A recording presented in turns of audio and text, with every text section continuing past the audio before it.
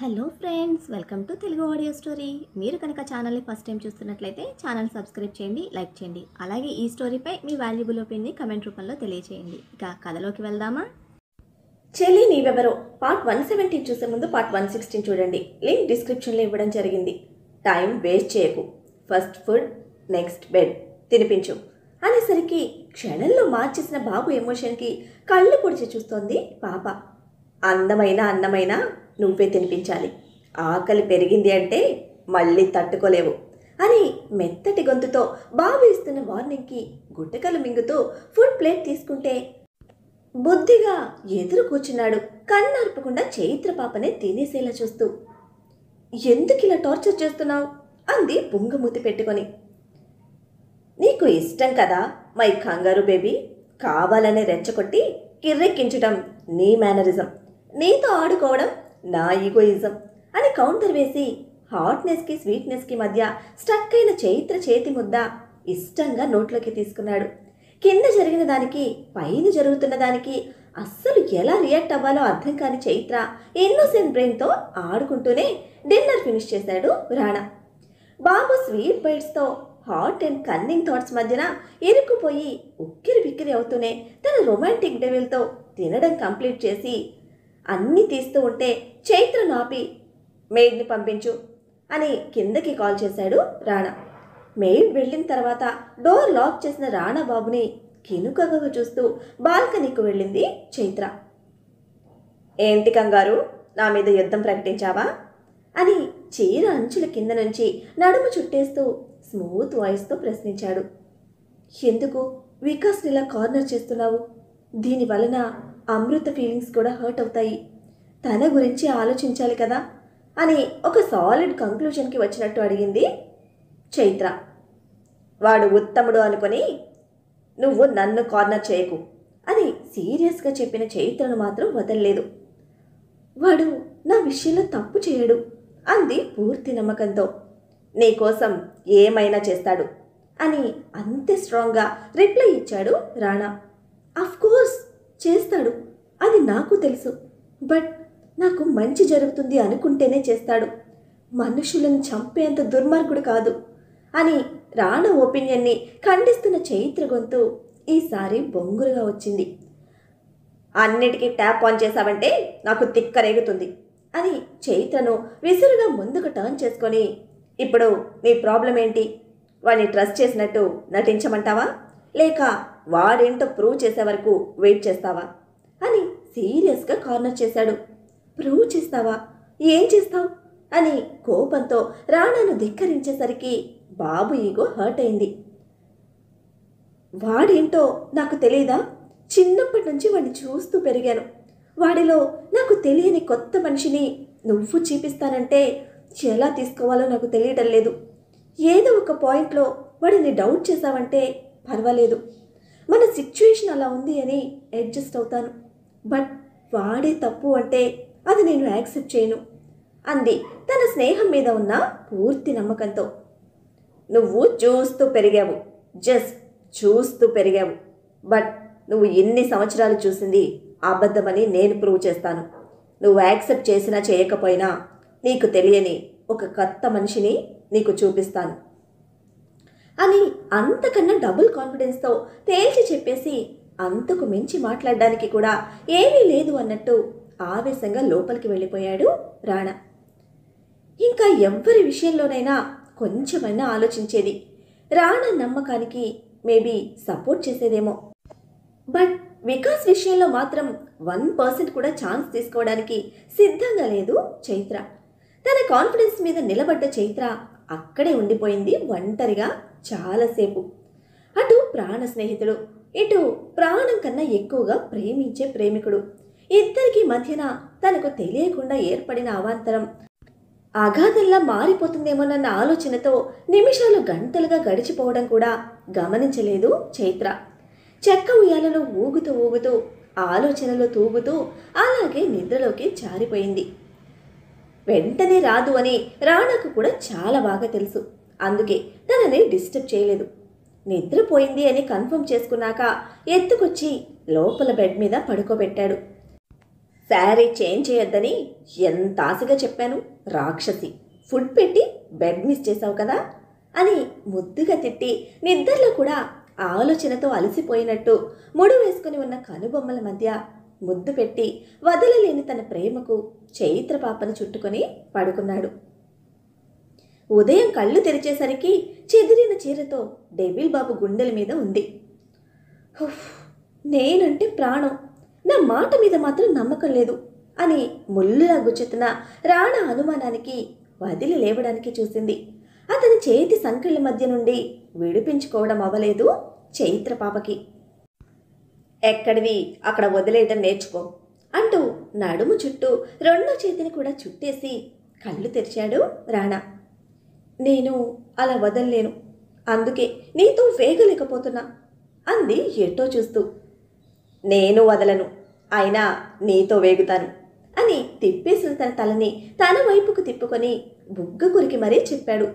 ఆవ్ అని నొప్పికి అరుస్తూ రాణా బుగ్గ మీద ఒక్కటి పీకింది. దీన్నే ఎప్పటిదప్పుడు ఇచ్చేయడం అంటారు. రాత్రిది బాకీ పెట్టావు, నేను నిజమని ప్రూవ్ చేశాక వడ్డీతో సహా బెడ్ మీద వడ్డించుకుంటాను అని తన చేతుల్లో ఉన్న చైత్రను బెడ్ మీదకి ఎత్తి పడేసి అరుస్తున్న తనని అల్లరి నవ్వుతో చూసుకుంటూ వాష్రూంలోకి వెళ్ళాడు. మెంటల్, శాడిస్ట్, ఇంత పంత ఉండకూడదు. వాడు మంచోడు అంటే వినడే. ఇందుకే అంటారు చాదస్తపు మొగుడు చెప్తే వినడు, కొడితే ఏడుస్తాడు అని. నీ చాదస్తానికి నన్ను ఏడిపిస్తున్నావు అని నడుము రుద్దుకుంటూ బెడ్ దిగి, నువ్వు నిజం అనుకుంటున్నది అబద్ధమని నేను ప్రూవ్ చేస్తాను అంటూ మంగమ్మ శబదం చేసిన చైత్ర పాప డెవిల్ సార్ కోసం జిమ్ డ్రెస్ తీసిపెట్టి పట్టు చీరలో ఉన్న తన డ్రెస్కి నైట్ మిస్ చేసుకున్నా అని ఉసూరుమంటూ మార్చుకోవడానికి డ్రెస్సింగ్ రూమ్లోకి వెళ్ళింది. బేసిక్ నీడ్స్ ఫినిష్ చేసుకొని జిమ్ రూమ్కి వెళ్ళాడు రాణా. డ్రెస్ చేంజ్ చేసుకొని డైలీ వర్క్లో పడింది చైత్ర. బట్ మామగారి ముఖం కూడా చూడదలుచుకోలేదు. బదులుగా లక్కీ నేహాలను వాడేస్తుంది. మాట్లాడవా నాతో? నేహ ఇచ్చిన హాట్ లెమన్ వాటర్ గ్లాస్ చేత్తో పట్టుకొని లక్కీకి గ్లాస్ ఇస్తున్న చైత్రను ఇన్నోసెంట్ ఫేస్తో గారంగా అడిగారు ప్రతాప్ వర్మ. బిగించిన మూతిని కదపలేదు, కళ్ళు తిప్పి చూడలేదు. లక్కీ చేతికి గ్లాస్ ఇచ్చి వెనక్కి తిరిగింది. కోడలి కోపానికి అలక మూతితో, ఇంకా ఇవన్నీ నాకెందుకు లేరా, నా కొడుకుతో పాటు నా కోడలు కూడా నన్ను దూరం పెట్టేసింది అని విష్ణువర్ధన్ గారితో అంటూ గ్లాస్ టీపొయ్యి మీద పెట్టేశారు. అంతే, వెళ్ళి తెల్ల ఆగి అందుబాటులో ఉన్న ఫ్లవర్ వాస్ తీసుకొని వెనక్కి తిరిగి వచ్చి, నేను అత్తయ్య అంత మంచిదాన్ని కాదు, నా దగ్గర వేషాలు వేశారంటే మర్యాదగా ఉండదు అని ఫ్లవర్ వాస్ తిరగేసి పట్టుకొని, తాగుతారా లేదా అంది కాళికల కర్రెర్ర చేసి. దద్దరిల్లుతున్న కోడలి అరుపుకి దెబ్బకి దడుచుకొని గ్లాస్ తీసుకున్న ప్రతాప్ వర్మ గడగడ వాటిని గొంతులో పోసి తాగేశారు. అయిపోయింది అంటూ టేబుల్ మీద గ్లాస్ పెడుతూ ఉంటే వస్తున్న నవ్వుని పెదవి వెనుక కష్టంగా అదిమి పెట్టి మెయిట్కి ఫ్లవర్ వాజ్ ఇస్తూ, ఆర్ యు డన్ అని సీరియస్గా చూసింది లక్కీని. అమ్మా, నేను తాతలే బ్యాడ్ బాయ్ కాదు, I'm always good boy, see this అని ఎంటీ గ్లాస్ చూపించి అమ్మని ఇంప్రెస్ చేయడంతో పాటు బుగ్గ మీద ఒక ముద్దు కూడా పెట్టాడు లక్కీ బాబు. ఇంకేముంది, కూల్గా నేహను రమ్మని పిలుస్తూ కిచెన్లోకి వెళ్ళిపోయింది చైత్ర. మీ అమ్మ పెద్ద రాక్షసి, కొడుకు కూడా దడవని తన కోడలికి దడిచిన ఉక్రోషంతో కచ్చిగా అన్నారు ప్రతాప్ వర్మ. ఐ నో తాత అని కూల్గా స్మైలీ ఫేస్తో కన్ఫర్మ్ చేసిన లక్కీ, అమ్మా ఎంత కోపంగా ఉంటే అంత బ్యూటిఫుల్గా ఉంటుంది, దట్స్ వై రాక్షసి అమ్మ నాకు భలే ఇష్టం అన్నాడు. ఇది మీ బాబు చెప్పాడా అని ప్రశ్నించాడు వెటకారంతో మూతి బిగించి. లేదు తాత, మా బాబుకి ఆ బాబు కొడుకు చెప్తున్నాడు అని లాజిక్తో తాతని లాక్ చేసి కళ్ళు పెద్దవి చేసి చూస్తున్న ఆయన బుగ్గలు లాగి జిమ్ రూమ్లోకి వెళ్ళిపోయాడు బుజ్జిబాబు తన బాబు కోసం. అటు కోడలు ఇటు మనవడు ఆడుకునేసరికి ప్రతాప్ వర్మ కందగడ్డ ఫేస్ చూసి నవ్వుకున్నారు విష్ణువర్ధన్. నువ్వు నాకు సపోర్ట్ చేయాలిరా, ఎందుకు నవ్వుతున్నావు అని కయ్యమన్నారు.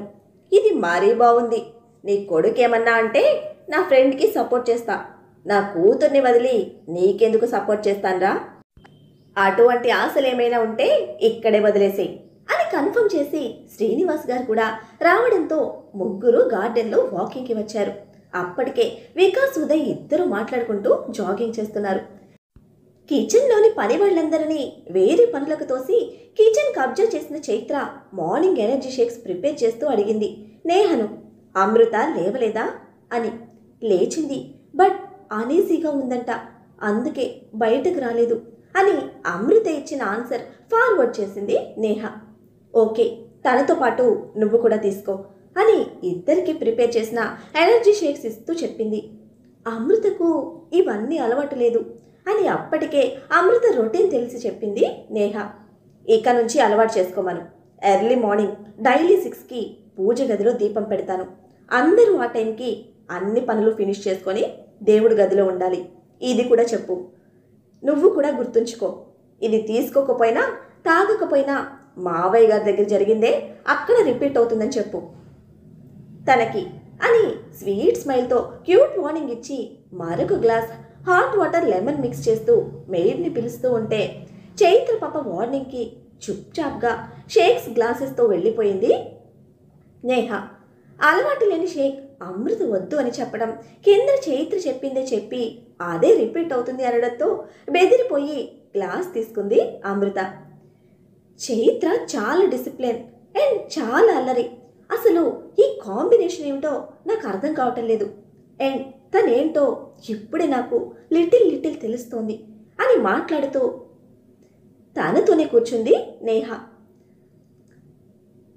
అమ్మగారు పొద్దునే ఇవన్నీ తాగరమ్మా, బెడ్ కాఫీ పడకపోతే ఈ గ్లాస్తోనే మమ్మల్ని కొట్టేస్తారు అని పని మనిషి ఫిర్యాదు చెప్పడంతో నేను పంపించాను అని చెప్పు అంది చైత్ర హక్కుగా. అలా కాదమ్మా, ఆ పెద్దమ్మగారికి ఎవరు ఏది చెప్పినా చెవికెక్కదు. ఒళ్ళంతా కొవ్వు, మనసంతా కుళ్ళు, మంచి ఏది వినరమ్మా అని రుద్రానితో పడి ఉన్న విసుగుతో అంటున్న తనని కళ్ళెర చేసి చూసింది చైత్ర. దెబ్బకి తల దించేసి క్షమించండమ్మా అంది తన తొందరపడతనానికి. చెప్పింది చేయడమే నీ పని. ఇంకోసారి నీకు తోచింది వాగవే అనుకో, ఇంట్లో ఉండడం కాదు, సార్కి చెప్పి నువ్వు ఊహించలేని రేంజ్లో పనిష్మెంట్ ఇప్పిస్తా. బుద్ధిగా ఒళ్ళు దగ్గర పెట్టుకొని నోరు అదుపులో పెట్టుకొని పనిచేయి. మా మీద మాకే చాడీలు చెప్పి నువ్వు స్పెషల్గా మారాలని ట్రై చేశావో ఊరుకునేదే లేదు. ఇక మీదట నేహ రుద్రాని మేడం దగ్గరికి వెళ్ళదు. ఆవిడికి ఏం కావాలన్నా నువ్వే చెయ్యాలి. ఆవిడ ఏమన్నా సరే నువ్వే పడాలి అని సీరియస్గా వార్నింగ్ ఇచ్చి తీసుకువెళ్ళి ఇవ్వు అని కోపంతో కసరడంతో గ్లాస్ ట్రే తీసుకొని పరుగున బయటికి పారిపోయింది పని మనిషి. ఈ అమ్మగారు కనిపించేంత మెతక కాదు, కంచు మా తల్లి. ఆ రుద్రాణి అమ్మగారి దగ్గర సాగినట్టు ఈవిడ దగ్గర సాగదు అని చాడీలు మోసి పబ్బం గడుపుకోవడానికి లేదని ఫీల్ అవుతూ పైకి పోయింది. గొడుక్కుంటూ పోతున్న పని మనిషి మాటలు విని నవ్వుకుంటూ కిచెన్లోకి వచ్చారు శారద గారు. ఏమన్నావురా, చచ్చిపోతోందది అని అడుగుతూ, ఇప్పటి వరకు ఉన్నట్టు ఇక మీదట ఉండడం కుదరదని గట్టిగా చెప్పాను, అందుకే అలా చచ్చిపోతోంది అని అలాగే నవ్వుతూ చెప్పి శారద గారికి, సుజాత గారికి కూడా వాళ్ళ ఏజ్ని బట్టి మార్నింగ్ షేక్స్ ప్రిపేర్ చేసిచ్చి కిచెన్ హెడ్ షెఫ్ని పిలిచింది. అప్పటి వరకు పనులకు దూరంగా ఉండి చూస్తున్న అతను, చెప్పండి మేడం అంటూ లోపలికి వచ్చాడు. నాకు మీకున్నంత టాలెంట్ లేదు, మీకు వచ్చినన్ని వెరైటీస్ కూడా రావు, బట్ నా ఫ్యామిలీకి నేనే చేయాలని ఒక ఇష్టం ఉంది. నేనే కుక్ చేస్తాను, మీరు హెల్ప్ చేయండి అని ఆ రోజుకి లిస్ట్ చెప్పి కావలసినవి ప్రిపేర్ చేసి ఉంచండి, కలిసి కుక్ చేద్దాం అనేసి డెవిల్ బాబుకి ప్రోటీన్ షేక్ తీసుకొని వెళ్ళింది. మొదటి నుంచి భయపడుతూ టెన్షన్తో వర్క్ చేసిన వాళ్ళకి ఫస్ట్ టైం కలిసి పని చేద్దామన్న చైత్ర మాట కొత్తగా వింతగా తోచింది.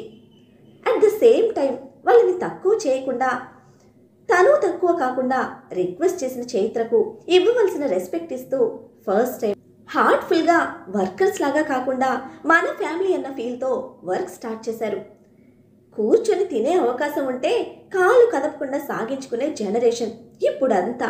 అటువంటిది అందరినీ కలుపుకుపోతూ అందరి బాధ్యతలు చూసుకుంటూ ఎంత ఓపిగ్గా ఒద్దికగా అవకాశం ఉన్నా కూడా అనుభవించకుండా పని నెత్తి మీద వేసుకుంటోంది అని చైత్ర మనస్తత్వానికి ఆంటీస్ ముగ్గురు మురిసిపోయారు. జిమ్ రూమ్లో రాడ్ పట్టుకొని అప్ అండ్ డౌన్ గాలిలో పుషప్స్ చేస్తున్నాడు రాణా. బాబు షోల్డర్స్ మీద కూర్చున్నాడు లక్కీ బాబు. డాడీ, నీ తాటి చెట్టు హైట్ వస్తుందా నాకు? నీకులాగే స్ట్రాంగ్ మజిల్స్ నాకు కావాలి అని అడుగుతూ రాణా పైకి లేచిన ప్రతిసారి రాడ్ పట్టుకుని వేలాడుతూ ఉన్నాడు లక్కీ. నాకన్నా నువ్వు డబల్ స్ట్రాంగ్ హ్యాండ్సమ్గా వస్తావు, అప్పుడు ఈ మిల్కీ చీక్స్ ఉండవు అన్నాడు ఎదురుగా మిర్రర్లో తన కొడుకుని చూసుకుంటూ. ఆ మాటలు వింటూ లోపలికి వచ్చింది చైత్ర. తన మువ్వల సవ్వడి వినగానే తల కూడా తిప్పకుండా ఇన్స్ట్రక్టర్ని వెళ్ళిపోమని కళ్ళతోనే చెప్పాడు రాణా. అసలే ఆజానుబాహు రూపం, ఇంకా రాడ్ పట్టుకొని ఎక్సర్సైజ్ చేస్తున్న అతని దేహం. బాబు కళ్ళలో హస్కీనెస్కి మూతి బిగించి తల తిప్పి మీ నాన్నని తాగమని లక్కీ అంటూ కార్నర్లో ఉన్న ర్యాక్ మీద ట్రే పెట్టేసి బయటకు వెళ్తూ ఉంటే మీ అమ్మని తీసుకుపోమ్మని లక్కీ అని ఫుల్ యాటిట్యూడ్తో వచ్చింది రాణా సైడ్ నుంచి రిప్లై. బాబు నెగిటివ్ ఆన్సర్కి చురుగ్గా చూసింది వెనక్కి తిరిగి. అస్సలు ఫరక్ పడలేదు ఈగో బాబుకి. అబ్బా, మీ ఇద్దరి రొమాన్స్ ఫైటింగ్ ఆపేసి రియల్ ఫైటింగ్ స్టార్ట్ చేశారా అని క్వశ్చన్ చేస్తూ లేని కోపాన్ని తెచ్చి పెట్టుకున్న లక్కీ, నేను నీకు చెప్పను, అమ్మకి చెప్పను, తాత దగ్గరికి వెళ్తున్నా అంటూ బయటకి పరిగెత్తాడు. బ్రిలియంట్ బాయ్ అమ్మ నాన్న ఫైటింగ్లో అస్సలు ఉండకూడదని భలే తెలుసుకున్నాడు. ఇక తానే షేక్ తీసుకొని దగ్గరికి వచ్చింది. పట్టించుకోకుండా వెయిట్స్ తీసుకొని కూర్చున్నాడు. ఆ చేతిని పట్టుకొని గ్లాస్ ముందుకు పెట్టింది తీసుకోమని. నాకు బూతులు వస్తాయి, వదిలేసి దొబ్బే అని కసిరి సీరియస్గా చూస్తూ ఉంటే నాకు బూతులు రావు, బట్ నేర్చుకొని తిడతాను అని ఏ మాత్రం తగ్గకుండా పాప పంతానికి కళ్ళు చిట్లించి చూస్తూ ఉంటే నిజం నిలకడ మీద తెలుస్తుంది. నేను వెయిట్ చేస్తాను, బట్ దేనికోసమో నిన్ను వదులుకోలేను అంది స్థిరంగా. అన్నిటికన్నా నువ్వే ఎక్కువ అన్న చైత్ర ప్రేమ ముందు తన ఈగో వదిలేసిన రాణా వెయిట్ కింద పడేసి చైత్ర నడుము చుట్టి దగ్గరికి తీసుకొని తాగించు అన్నాడు. ఇష్టంగా తాగించి లిప్స్ క్లీన్ చేస్తూ ఉంటే తన కళ్ళలోకి చూస్తూ గ్లాస్ తీసుకొని కింద పెట్టి 2 చేతులతో చైత్ర నడుము చుట్టి దగ్గరకు తీసుకొని గుండెల మీద తల అదిమి కళ్ళు మూసుకున్నాడు. ఐఎమ్ సారీ అంది రాత్రి దూరం పెట్టిన దానికి నొచ్చుకుంటూ. ఫైట్ విత్ మీ నచ్చుతుంది నాకు, బట్ నీతో నువ్వు ఫైట్ చేసుకోకు, నీతో నువ్వు ఫైట్ చేసుకుంటూ నన్ను అవాయిడ్ చేయకు, it's not okay to me అంటూ వెన్ను మీద స్వెట్ని చున్నీతో తుడుస్తున్న చైత్ర చేతిని తీసుకొని చెంపకు ఆనించుకొని తల పైకెత్తి గుండెల మీద గడ్డం నిలిపి ఎంత కోపంగా ఉన్నా క్షణం కూడా దూరంగా ఉండాలని అతని ప్రేమ తెలుస్తూ ఉంది ఆ కళ్ళలో. ఫోర్ హెడ్ మీద కిస్ చేసి ఐఎమ్ సారీ, ఇంకోసారి రిపీట్ చేయను అంది హానెస్ట్గా. ఇంకోసారి రిపీట్ చేస్తే చంపేస్తా అని డ్రెస్ నెక్ కిందకి లాగి రైట్ సైడ్ చెస్ట్ లైన్ మీద స్వీట్ బైట్తో వార్నింగ్ ఇచ్చాడు. అంటూనే ప్రేమ కలిసిన కోపంతో చెంప మీద చరిచి చుట్టూ చూసింది. అందరినీ పెట్టుకొని నా పెళ్ళంతో ఎలా రొమాన్స్ చేస్తానే, నీ కంగారు తింగరి బ్రెయిన్కి అన్నీ కంగారే అని బైట్ చేసిన చోట లిక్ చేసి వదిలి హాఫ్ ఎన్ అవర్ వరకు డిస్టర్బ్ చేయకు పో అని స్వీట్ సీరియస్నెస్తో వార్నింగ్ ఇచ్చాడు బాబు. మెంటల్ అని ముద్దుగా తిట్టి జుట్టు చెరిపేస్తే అందుకు ఇరిటేట్ అవుతూ ఏయ్ అని రాణా అరుస్తూ అందుకునే లోపే అందకుండా బయటికి పరుగు తీసింది. నవ్వుతూ హెయిర్ సెట్ చేసుకొని మజిల్ పవర్ కోసం వర్కౌట్ స్టార్ట్ చేశాడు మళ్ళీ. అందరినీ కవర్ చేసిన చైత్రకు ఇక మిగిలింది నిశాంత్ ఒక్కడే. ఎందుకో డైరెక్ట్గా వెళ్ళి మాట్లాడాలనిపించి కాఫీ కప్తో రూమ్కి వచ్చింది. వికాస్ రూమ్లోనే ఉంటున్నాడుగా, డోర్ ఓపెన్ చేసే ఉంది. ల్యాపీలో సీరియస్గా ఏదో వర్క్ చేస్తున్నాడు నిశాంత్. డోర్ స్టెప్స్ దగ్గర ఆగి డోర్ మీద నాక్ చేసేసరికి తలెత్తి చూసి చైత్ర కావడంతో ల్యాపీ క్లోజ్ చేసి నిల్చున్నాడు. మరి ఇప్పుడు చైత్ర వికాస్తో ఏం మాట్లాడాలని వచ్చింది? నిన్న జరిగిన దానికి ఎక్స్ప్లెనేషన్ ఇస్తుందా? మరి అది వినే సిచ్యువేషన్లో నిశాంత్ ఉన్నాడా? నైట్ రాణా వికాస్కి ఇచ్చిన వార్నింగ్ గురించి నిశాంత్ తెలుసుకున్నాడా? అసలు ప్రతాప్ వర్మ అనౌన్స్మెంట్ని రాణా యాక్సెప్ట్ చేశాడా లేదా? ఇప్పుడు నిశాంత్ తీసుకోబోయే డెసిషన్ ఏమిటో తెలుసుకోవాలంటే నెక్స్ట్ ఎపిసోడ్ని ఫాలో చేయండి. అలానే ఈ ఎపిసోడ్ని లైక్ చేయడం మాత్రం మర్చిపోకండి. Bye friends.